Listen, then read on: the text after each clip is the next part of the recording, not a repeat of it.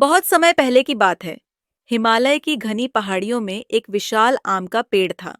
यह कोई साधारण पेड़ नहीं था, बल्कि उसमें मीठे, रसीले और बेहद स्वादिष्ट आम लगते थे।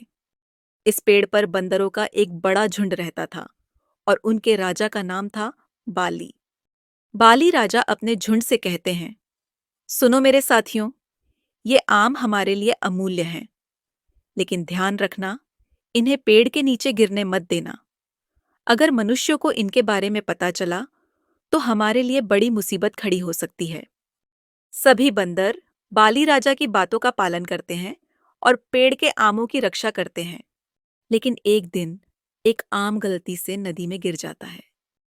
वह नदी के प्रवाह के साथ बहता हुआ एक राजा के पास पहुंचता है, जो उस समय नदी के किनारे विश्राम कर रहा था। राजा आम को देखकर कहते हैं, यह आम तो अद्वितीय लगता है। इस तरह का आम मैंने पहले कभी नहीं देखा। राजा आम को छकते हैं और उसके स्वाद से मंत्रमुग्ध हो जाते हैं। वह तुरंत अपने सैनिकों को बुलाते हैं। राजा सैनिकों से कहते हैं, इस आम का स्रोत ढूंढो। मैं जानना चाहता हूं कि यह कहां से आया है। सैनिक नदी के किनारे किनारे चलते हुए आम के पेड़ तक पहुंचते हैं और देखते हैं कि पेड़ पर बंदरों का झुंड रहता है। वे वापस राजा के पास जाते हैं। सैनिक राजा से कहते हैं, महाराज, हमने आम के पेड़ का पता लगा लिया है, लेकिन उस पर बंदरों का झुंड रहता है। राजा लालच में आकर कहते हैं, बंदर, उन्हें मार डालो, मुझे उन आमों की जरूरत है। राजा के आदेश से सभी सैनिक पेड़ की ओर बढ़ने लगते हैं। लेकिन बाली राजा को इस योजना की भनक लग जाती है। वह तुरंत अपने झुंड को इकट्ठा करते हैं।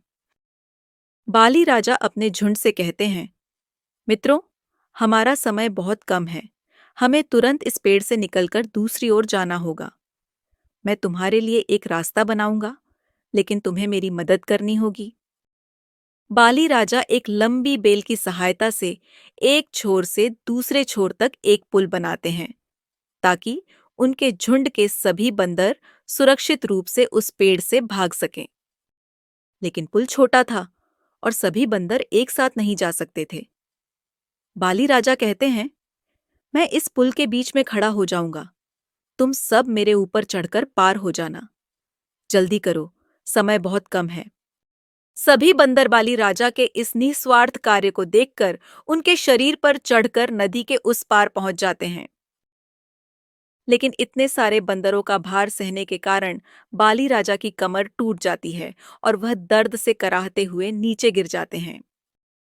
सैनिक राजा से कहते हैं, महाराज, देखिए, वह बंदर राजा अपने झुंड को बचाने के लिए अपनी जान दे रहा है। राजा भावुक होकर कहते हैं, यह बंदर राजा कितना महान है। हमें इससे बहुत कुछ सीखना चाहिए। इसे बचाओ और इसके झुंड को कोई नुकसान न पहुंचाओ। राजा घायल बाली राजा के पास जाकर उनकी देखभाल करते हैं और उनकी सेवा करते हैं। बाली राजा अपने अंतिम समय में राजा से कहते हैं, राजा, तुम्हारा हृदय पवित्र है। याद रखना, सच्चा नेतृत्व प्रेम, करुणा और निस्वार्थता में है। बाली राजा अपनी अंतिम सांस लेते हैं। राजा बाली राजा की निस्वार्थता से प्रेरित होकर अपने राज्य में सभी प्रजाजनों के लिए न्याय और प्रेम का संकल्प लेते हैं। राजा अपने आप से कहते हैं, इस महान राजा के बलिदान को मैं कभी नहीं भूलूंगा। मैं भी अपने राज्य का शासन इसी प्रकार करूंगा।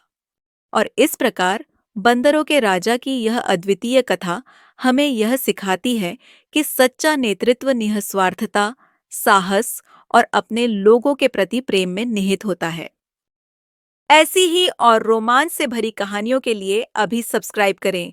स्टोर ऑफ स्टोरी और बाली राजा की इस कहानी को लाइक करना मत भूलना।